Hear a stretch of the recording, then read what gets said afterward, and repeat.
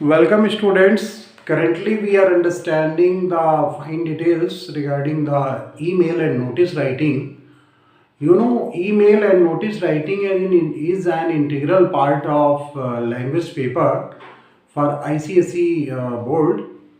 So those students who are going to write for the annual of 10th or 9th, for them this is very important. So in previous classes we have already understood so many things about email and notice. In today's class we are going to understand about the important points that we should keep in mind before writing the email. You must know that emails are of three types: formal, informal and semi-formal. Now the question is, most of the time we are asked to write about the formal email also, but in practical life we write informal emails also, we write semi-formals also, semi-formal emails also. So most of you understand what is formal and what is informal email, but you don't understand what is semi-formal. Semi-formal means, firstly let me clarify what is a formal email. Formal email is written to the public figure like the principal or the officials of some public department. It may be private institution, it may be public undertaking. So the persons who are serving the public, and if you are writing for them, then your email will become formal. When you write email to your friends and relatives for informing them regarding some function, some activity like this, then it becomes informal. And when you write it to those who are neither your friends or relatives, nor the public figures, but you are familiar with them. For example, in your neighborhood, there are some persons with whom they are neither your friends nor relatives, but you know them, and they can identify you and you can identify them. So it's like that. So in semi-formal, they are having both the qualities of formal and informal. So I hope you have understood. Now let's understand what are the points to be kept in mind before writing the email. Points to be kept in mind before writing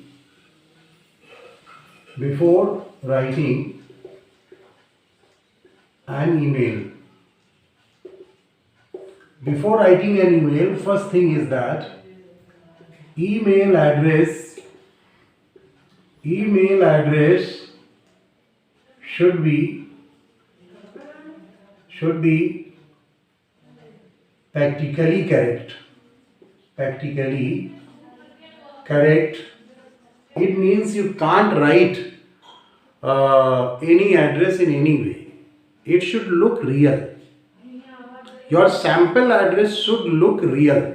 It should be in the standard format of email address. Second, avoid using acronyms.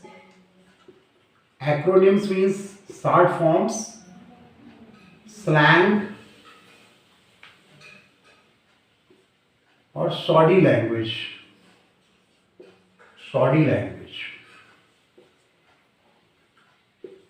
Avoid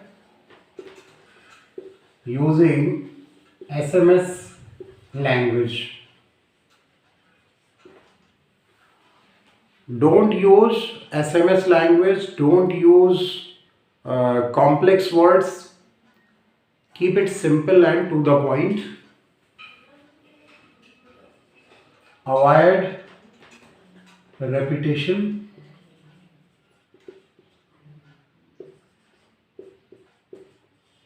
Keep the general etiquettes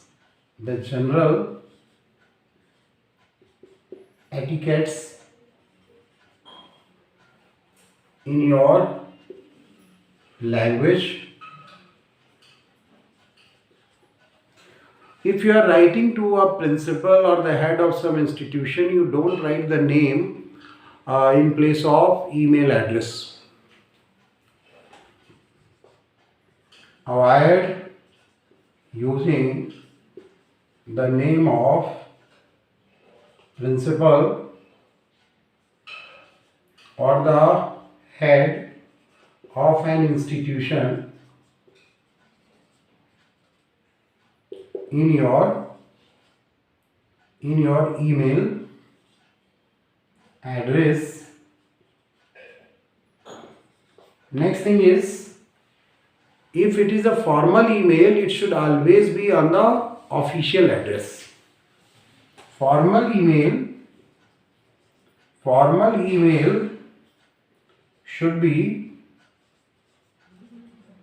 on official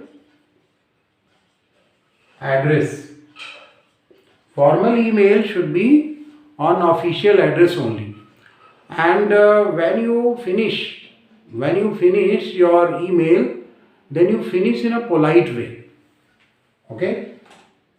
So finish in a polite way.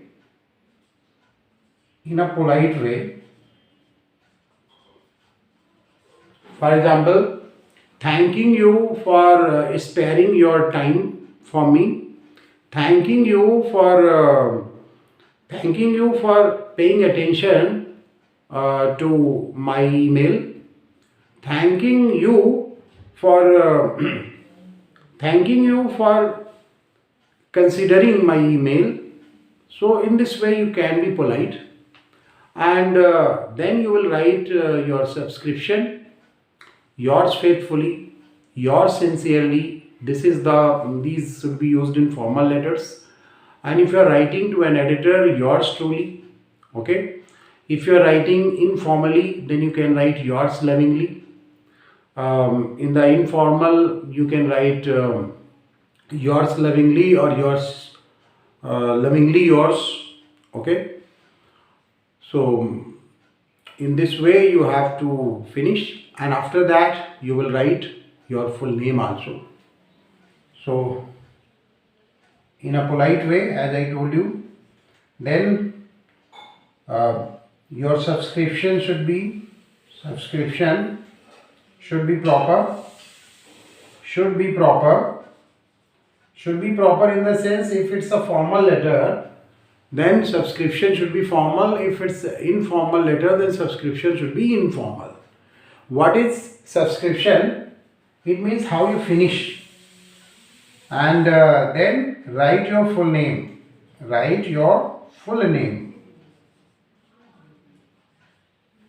So I hope you have understood all the topics. So before I finish the class, let me remind you, email address should be practically correct. Avoid using any abbreviation, slang language, shoddy language. Avoid making grammatical problems, spelling errors. Okay. You can avoid repetition also. Whatever information you give should be correct and relevant. You address the persons following the general etiquettes. These are called netiquettes nowadays, because you are using the etiquettes on the net. So, and then finish your letter in a polite way also. So I think you have understood what points to be kept in mind while writing the email. If you are not a subscriber, then you subscribe the channel. Thanks for watching. Keep watching.